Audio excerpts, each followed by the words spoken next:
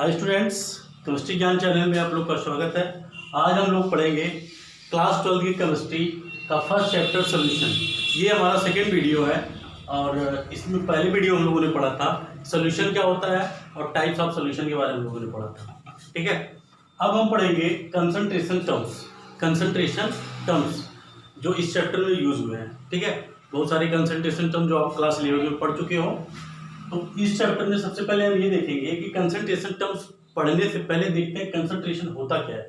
देखो, जैसे आपका चाय वगैरह में चीनी मिलाई जाती है, आपका चाशनी बनाई जाती है तो उसमें चीनी बनाई जाती है, चीनी मिलाई जाती है।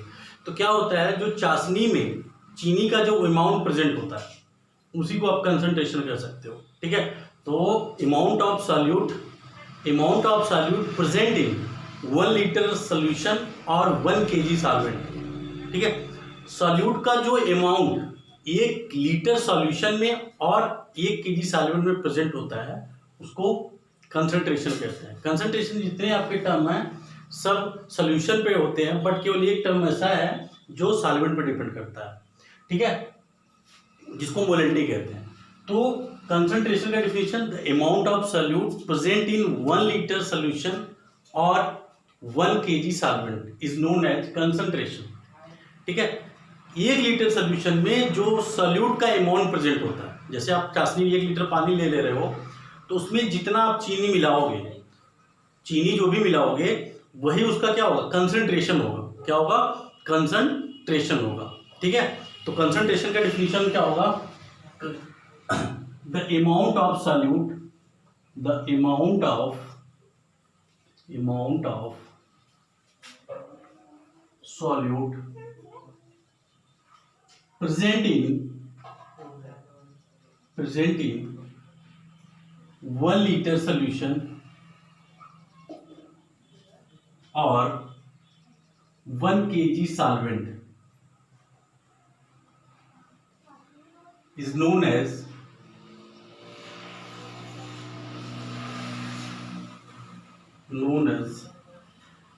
concentration।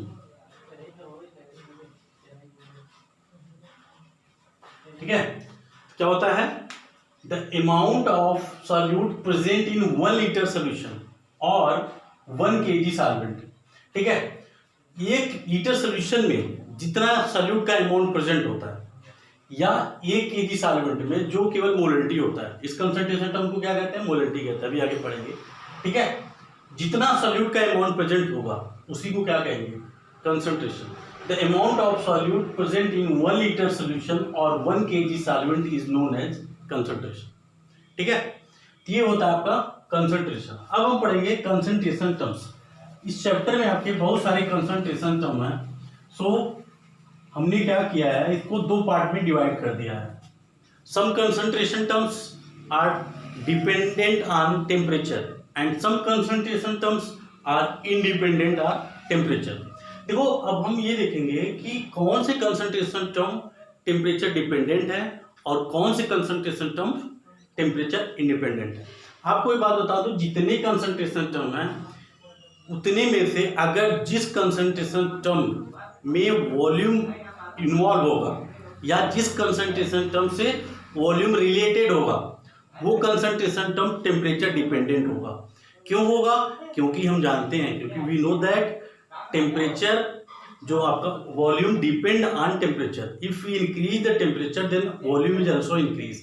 अगर हम टेम्परेचर इंक्रीज कर देते हैं तो वॉल्यूम क्या होता है, इंक्रीज हो जाता है। तो जिस कंसंट्रेशन टर्म में आपका वॉल्यूम होगा वो कंसंट्रेशन टर्म टेम्परेचर डिपेंडेंट होगा और जिस कंसंट्रेशन टर्म में आपका मास रिलेटेड होगा वो क्या होगा, टेम्परेचर इंडिपेंडेंट होगा। Because we know that mass does not depend on temperature. ऐसा नहीं है कि अगर आपका 40 डिग्री सेंटीग्रेड पे वेट आपका 54 है तो अगर हम टेम्परेचर बढ़ा देंगे तो आपका वेट बढ़ जाएगा या घट जाएगा। तो मास जो होता है वो टेम्परेचर पर डिपेंड नहीं करता। तो कौन से कंसंट्रेशन टर्म आपके डिपेंड होंगे टेम्परेचर पे, जिस कंसंट्रेशन टर्म में आपका वॉल्यूम रिलेटेड होगा या जिस कंसंट्रेशन टर्म में वॉल्यूम प्रेजेंट होगा। ठीक है, तो इसको हम 2 पार्ट में डिवाइड कर देते हैं। ठीक है, एक लिख देते हैं टेम्परेचर डिपेंडेंट। ठीक है, टेम्परेचर डिपेंडेंट डिपेंडेंट और एक होता है temperature independent, temperature independent, independent temperature independent, temperature independent. ठीक है, अब आपको यहां पे हमने क्या किया है, मैंने बताया ये किससे रिलेटेड होगा, वॉल्यूम रिलेटेड। ये जो कंसंट्रेशन टर्म होगा ये होगा वॉल्यूम रिलेटेड, ठीक है, और ये होगा मास रिलेटेड।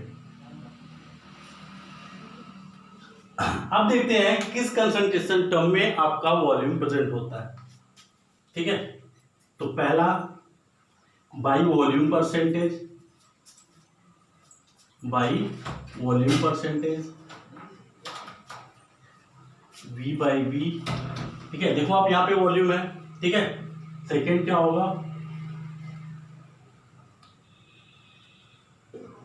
ठीक है, सेकेंड होगा वेट बाई वॉल्यूम परसेंटेज। ठीक है, थर्ड क्या होगा,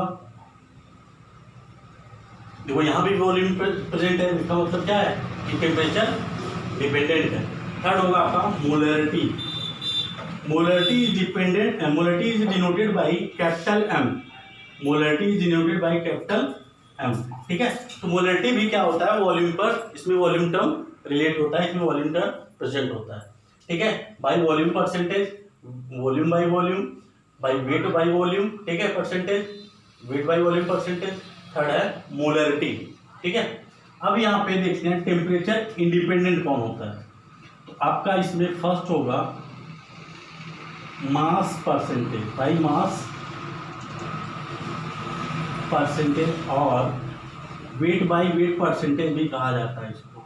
ठीक है, by wait by wait percentage. यहाँ पे आप देखो, यहाँ भी मास, यहाँ भी मास, तो यहाँ पे कहीं वॉल्यूम है नहीं है, इसलिए क्या होता है टेम्परेचर इंडिपेंडेंट होता है, जिससे मास रिलेटेड, यहाँ पे मास रिलेटेड है, यहाँ पे वॉल्यूम रिलेटेड। ठीक है, तो बाई मास परसेंटेज। सेकेंड है आपका mole fraction, which are most important according to this chapter, mole fraction, and third is molality, molality। ठीक है, मोलरिटी और ये है मोलैलिटी, ये कैपिटल M से डिनोट किया जाता है और ये स्मॉल m से। ठीक है, जिसकी बात हम कर रहे थे, जिसमें सॉल्वेंट परसेंट 1 kg सॉल्वेंट। ठीक है, ये मोलरिटी होता है आपका। अब इसको पढ़ाते हैं। फोर्थ है आपका ppm, ppm पार्ट्स पर मिलियन, ppm का मतलब पार्ट्स पर मिलियन। ठीक है, इतने कंसंट्रेशन टर्म के बारे में हमको पढ़ना है इस चैप्टर में। तो कितने टेम्परेचर डिपेंडेंट होते हैं, ये आपके by volume percentage, by weight by volume percentage और मोलरिटी। ठीक है, और जो टेम्परेचर इंडिपेंडेंट होते हैं by mass percentage, mole fraction, molarity, ppm parts पर मिलियन। ठीक है, तो पूछ भी लेता है कि कौन सा कंसंट्रेशन टर्म टेम्परेचर पर डिपेंड करता है, या टेम्परेचर बढ़ाने पे घटाने पर उसमें चेंजिंग आती है। ठीक है, तो आप समझ गए होंगे ये हमारे क्या होते हैं, इसको टेम्परेचर अगर बढ़ाएंगे घटाएंगे तो इस पर इफेक्ट पड़ेगा और इस पर कोई इफेक्ट नहीं पड़ेगा। ठीक है, तो क्या करेंगे हम 1 बाई 1 करके देख लेते हैं। तो आप समझ गए हैं ना, जिसमें वॉल्यूम होगा वो टेम्परेचर डिपेंडेंट होगा, और जिसमें मास होगा वो टेम्परेचर डिपेंडेंट होगा। सॉरी, जिसमें वॉल्यूम होगा वो टेम्परेचर डिपेंडेंट होगा, और जिस कंसंट्रेशन टर्म में मास होगा वो टेम्परेचर इंडिपेंडेंट होगा। ठीक है, अब हम एक एक करके देखते हैं। पहला देखते हैं by mass percentage, by mass percentage, या इसको वेट बाई वेट परसेंटेज कहा जाता है। ठीक है, वेट बाई वेट ना। अब देखो वेट बाई वेट का मतलब आपका यहाँ वेट ऑफ सॉल्यूट या मास ऑफ सॉल्यूट रखना है, अपान जो आपका डिनोमिनेटर है वहां मास ऑफ सॉल्यूशन रखना है, और परसेंटेज निकाल रहे हैं तो परसेंटेज अगर निकाल रहे हैं तो क्या होता है 100 से मल्टीप्लाई कर देते हैं। ठीक है, जैसे आप जो नंबर आप पाते हो, अगर उससे कहा जाए जैसे आपने 600 में 300 नंबर आपने गेन किया, ठीक है, तो अगर उसका परसेंटेज निकालना होगा क्या करते हो आप लोग, 300 300 अपॉन 600 इंटू 100। ठीक है, ऐसे निकालते हो 600 इंटू 100। ठीक है, तो ये आपका टोटल नंबर होता है, इतना आपने क्या हुआ पाया हुआ है, तो 100 परसेंटेज निकालना है तो 100 से मल्टीप्लाई कर देते हैं। सेम वैसे ही, ठीक है, मास ऑफ सॉल्यूट क्या हो जाएगा, mass of solute upon mass of solution into 100, ठीक है, mass of solute upon mass of solution into 100, ठीक है। तो देखो मास ऑफ सॉल्यूशन जितना मतलब आपका जो भी प्रेजेंट होगा उसमें सॉल्यूट और सॉल्वेंट के मास को क्या कर देंगे, ऐड कर देंगे, तो हमारा क्या आ जाएगा मास ऑफ सॉल्यूशन। और जिसका मास परसेंटेज निकालना होगा वो मास ऑफ सॉल्यूट का अगर निकालना है तो मास ऑफ सॉल्यूट क्या करेंगे, ऊपर रख देंगे upon mass of solution into 100। एक एग्जांपल देख लेते हैं जिसके बाद ये ज्यादा समझ में आ जाएगा। क्वेश्चन है,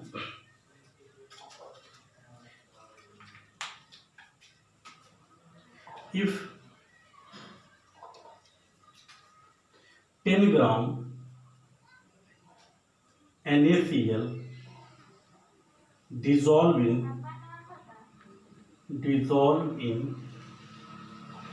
if 10 gram NaCl dissolve in 120 gram water, find the mass percentage weight by weight।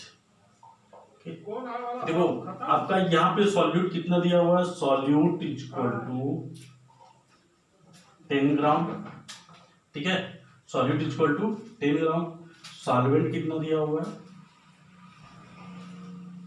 120 ग्राम, 120 ग्राम, ठीक है। यहाँ पे देखो 10 ग्राम NaCl है, ये सॉल्यूट हो गया, 120 ग्राम आपका ज्यादा है, इसकी मतलब ये सॉल्वेंट हो गया वाटर, ये सॉल्यूट और solvent.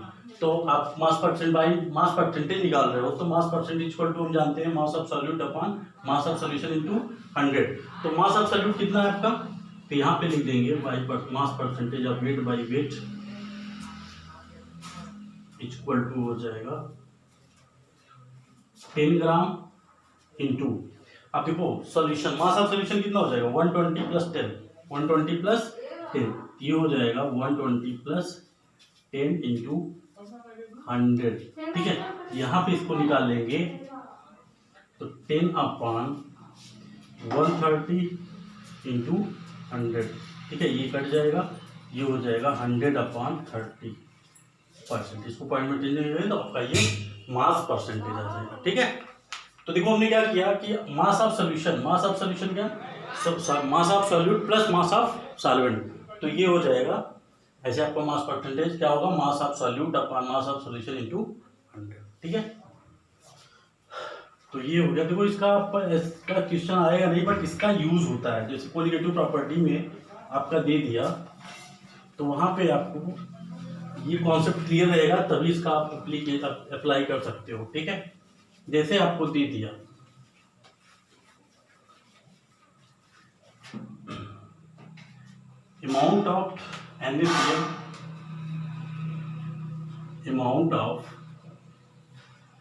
amount of NaCl present 10% of solution, of 10% in solution, 10% in solution, ठीक है, वेट बाई वेट, या ऐसे और ऐसे भी दे सकता है 10% NaCl वेट बाई वेट। जब भी आपको वेट बाई वेट देगा तो आप समझ जाओगे कि यहाँ पे हमको यहाँ पे क्या है, mass of solute upon mass of solution. इसका मतलब ये हो जाएगा, आप जब भी ऐसे आएगा तो जो आप सॉल्यूशन का मास आप कंसीडर करोगे वो 100 करोगे, कितना करोगे 100 ग्राम करोगे, ठीक है। ये हो जाएगा, इसका मतलब होगा 10 ग्राम NaCl presenting 100 ग्राम सॉल्यूशन, 100 ग्राम सोल्यूशन, 100 ग्राम सॉल्वेंट नहीं, 100 ग्राम सोल्यूशन। ठीक है, अब यहाँ पे अगर हमको यहाँ पे सॉल्यूट पता हो गया, सॉल्यूट कितना है, सॉल्यूट आपका 10 ग्राम, ठीक है, सोल्यूशन 100 ग्राम, तो सॉल्वेंट कितना हो जाएगा, क्योंकि we know that solution is equal to solute plus solvent, तो 10 ग्राम प्लस मान लो x मान लेते हैं इंटू इक्वल टू 100 ग्राम कर देंगे, क्या हो जाएगा, ये सॉल्वेंट कितना हो जाएगा आपको, 100 ग्राम माइनस 10 ग्राम, कितना आ गया, 90 ग्राम। ठीक है, तो आपका सॉल्यूट हो गया, सॉल्वेंट पता हो गया, तो कुछ भी कहीं भी इसका आपको पड़ेगा तो इसको अप्लाई करना पड़ेगा, तो सॉल्यूट और सॉल्वेंट क्या है, कितना है, कितनी मात्रा में प्रेजेंट है, ऐसे दिया रहेगा। ठीक है, तो आप क्या करोगे, निकाल लोगे। ठीक है, तो ऐसे आपको सॉल्यूट पता चल जाएगा कितना है और सॉल्वेंट पता चल जाएगा, सॉल्यूशन को पता है। ठीक है, अब नेक्स्ट कंसंट्रेशन टर्म है volume by volume percentage, volume by volume percentage. Similarly जैसे आपने मास बाई मास किया था, वैसे इसको भी आप वॉल्यूम बाई वॉल्यूम परसेंटेज,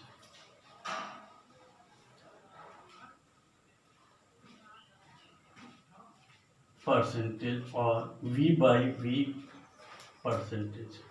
ठीक है, तो आप बता ही सकते हो कौन सा टेम्परेचर डिपेंडेंट होगा और कौन सा कंसंट्रेशन टर्म टेम्परेचर इंडिपेंडेंट होगा। ठीक है, तो जैसे आप देखे थे उसमें मास ऑफ सॉल्यूट वो था, वहां पे mass of solute upon mass of solution in 200। Similarly देखो यहाँ पे वॉल्यूम है और यहाँ पे भी वॉल्यूम है, ये किसका होगा, सॉल्यूट का वॉल्यूम और ये सॉल्यूशन का वॉल्यूम, क्या हो जाएगा, mass of volume of solution, क्योंकि वॉल्यूम दिया है ना, volume of solution, volume of solution, volume of solute upon volume of solution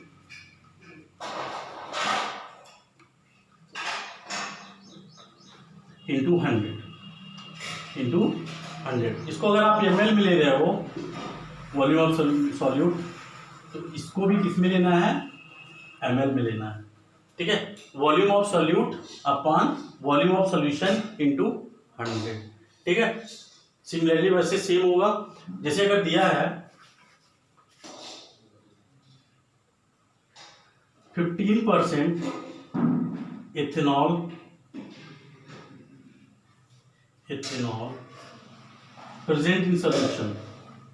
present in solution,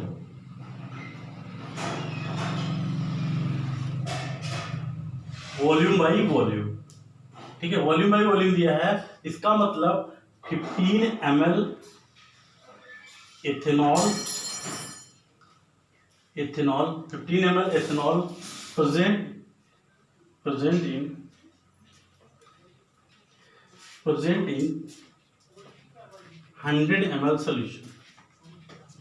ml solution। ठीक है, ये हो जाएगा वॉल्यूम बाई वॉल्यूम परसेंटेज। ठीक है, ये आपके दो कंसंट्रेशन टर्म हो गए। थर्ड हम बात करेंगे जो कि बहुत ही इंपॉर्टेंट है, molarity.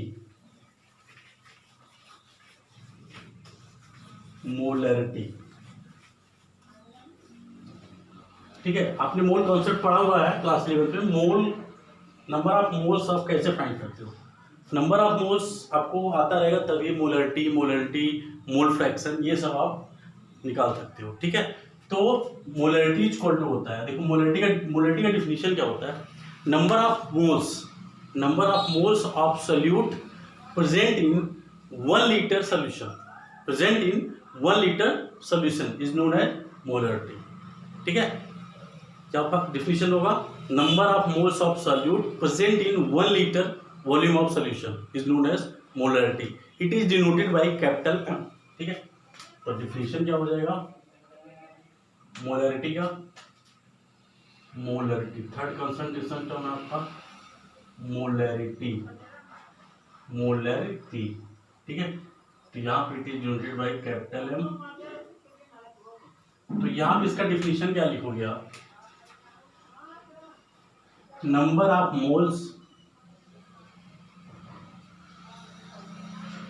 Moles present in number of moles present in 1 liter solution is known as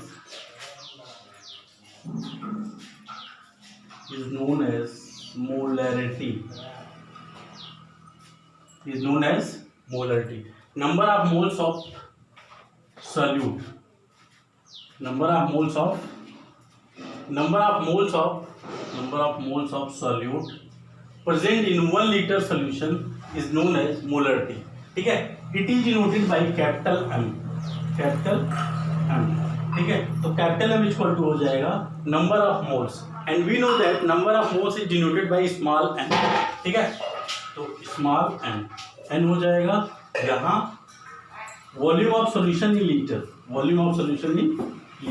ठीक है, देखो n का मतलब number of moles of solute और ये VL का मतलब volume of solution in litre. अगर आपका जो वॉल्यूम होगा सॉल्यूशन का, सॉल्वेंट का नहीं, सॉल्यूशन का जो वॉल्यूम होगा, अगर वो ml में दिया है तो इसको हम क्या करेंगे, लीटर में कन्वर्ट कर लेंगे. लीटर में कन्वर्ट कैसे करेंगे, उसमें क्या करेंगे 1000 से डिवाइड कर देंगे तो लीटर में कन्वर्ट हो जाएगा. ठीक है, तो इसको अगर यहाँ पे दिया है, ठीक है, N/V यहाँ पे ml में दिया है तो यहाँ पे 1000 से क्या करेंगे मल्टीप्लाई कर देंगे. और n इक्वल टू होता है ये नंबर ऑफ मोल्स. आप नंबर ऑफ मोल्स कैसे निकालते हो, given mass n equal to होता है given mass upon molar mass. ठीक है, ये चीज आपको आना चाहिए, बहुत ही इंपॉर्टेंट है. मोलर मास भी निकालना आप जानते हो. ठीक है, गिवन मास जो सॉल्यूट का गिवन मास होगा अपॉन उसका जो सॉल्यूट होगा उसका मोलर मास कर देंगे तो क्या आ जाएगा नंबर ऑफ मोल्स n. ठीक है, ये हम लोग क्लास 11 में बहुत पढ़ चुके हैं. n इक्वल टू होता है given mass upon molar mass. ठीक है, तो सपोज दैट आपका गिवन मास है W. ठीक है, अपॉन मोलर मास उसका है कैपिटल M अपॉन वॉल्यूम. ठीक है, ml में इंटू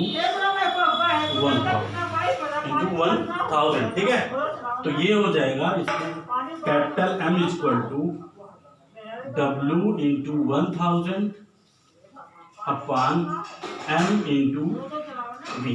ठीक है, ये आपका मोलरिटी क्या हो गया, number of moles of solute present in 1 liter solution is known, volume of 1 liter solution is known as molarity. ठीक है, तो मोलरिटी इक्वल टू होता है number of moles of solute upon volume of solution in litre. अगर ml में दिया रहेगा इसमें 1000 से डिवाइड कर देंगे तो क्या होगा 1000 ऊपर चला जाएगा. n की वैल्यू लिख देंगे, n equal to number of moles होता है, n equal to W upon M given mass upon molar mass into 1000 upon volume of solution. ठीक है, ये आपका हो गया मोलरिटी. अब इसका यूनिट क्या होता है, तो यूनिट हम यहाँ देख लेते हैं नंबर ऑफ मोल्स. तो यहाँ पे मोल्स है, यहाँ पे क्या है मोल्स अपॉन. ठीक है, वॉल्यूम का यूनिट क्या होता है, वॉल्यूम लीटर हो जाएगा, वॉल्यूम ऑफ सॉल्यूशन लीटर, मोल पर लीटर. इसका यूनिट क्या हो गया मोल पर लीटर. ठीक है, तो मोलरिटी का यूनिट क्या मोल पर लीटर, क्योंकि लीटर दिया हो ना यहाँ पे, इसका हो गया मोल्स और इसका लीटर दिया ही है तो क्या हो जाएगा मोल पर लीटर. और ये टेम्परेचर डिपेंडेंट है इंडिपेंडेंट है क्योंकि यहाँ वॉल्यूम प्रेजेंट है. मैंने पहले बताया था जहाँ पे वॉल्यूम प्रेजेंट होगा वो टेम्परेचर डिपेंडेंट होगा. ठीक है, तो ये मोल्स पर लीटर इसका यूनिट हो गया और ये टेम्परेचर डिपेंडेंट होता है और it is denoted by capital. ठीक है, मोलर मास आप निकालना जानते हो, जैसे क्या होगा आपको निकालना है H2SO4. आपको एटॉमिक वेट आना चाहिए या दिया रहेगा. तो जैसे H2SO4 है H2SO4. ठीक है, तो क्या करेंगे हाइड्रोजन मोलर मास निकाल रहे हैं. ठीक है, मोलर मास ये हो जाएगा H2SO4 का अगर निकालना है आपको तो कैसे निकालोगे, देखो हाइड्रोजन का कितना होता है 1 होता है तो 2 इंटू 1 प्लस बीच में प्लस लगा. एक का निकालने के बाद, एक का एटॉमिक मास निकालने के बाद अगर एक एलिमेंट होगा तो 1 से मल्टीप्लाई करेंगे उसके एटॉमिक मास में. अगर 2 एटम होगा तो 2 से मल्टीप्लाई करेंगे. यहाँ पे देखो हाइड्रोजन कितना है 2 एटम है और इसका वेट कितना होता है 1 होता है. एक एटम का एटॉमिक मास कितना होता है 1 होता है और यहाँ पे 2% है 2 इंटू 1. बीच में प्लस लगा देंगे. सल्फर का कितना होता है 32 ठीक है, क्योंकि अकेला है तो इसका अकेला लिखेंगे, प्लस ऑक्सीजन, एक ऑक्सीजन का कितना होता है 16, तो यहाँ पे कितने ऑक्सीजन है 4, तो ये हो जाएगा 16 इंटू 4 64। क्या करेंगे, जोड़ देंगे तो ये हो जाएगा 2 + 32 + 64, ठीक है, तो कितना आ जाएगा 98 ग्राम। ये आपका मोलर मास हो जाएगा। तो मोलर मास ऐसे निकालेंगे, ठीक है, वैल्यू पुट कर देंगे, तो क्या हो जाएगा W into 1000 into capital molar mass into 1, ठीक है, ये हो गया मोलर। तो नेक्स्ट कंसंट्रेशन टर्म्स हम अगले वीडियो में पढ़ेंगे, ठीक है।